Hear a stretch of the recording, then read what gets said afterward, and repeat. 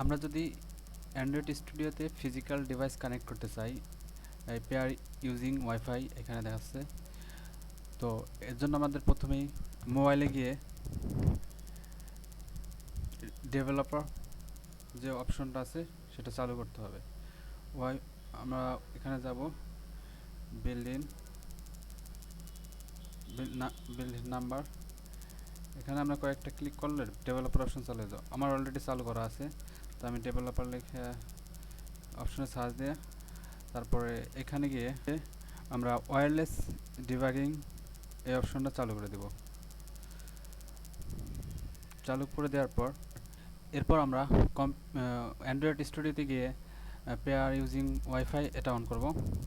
তারপরে ফোন থেকে আমরা ডেভেলপার অপশনে যাব,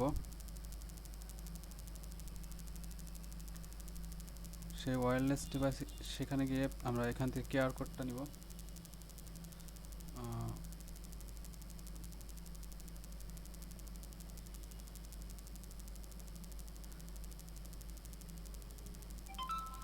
হ্যাঁ, এটা কানেক্ট হয়ে গেছে।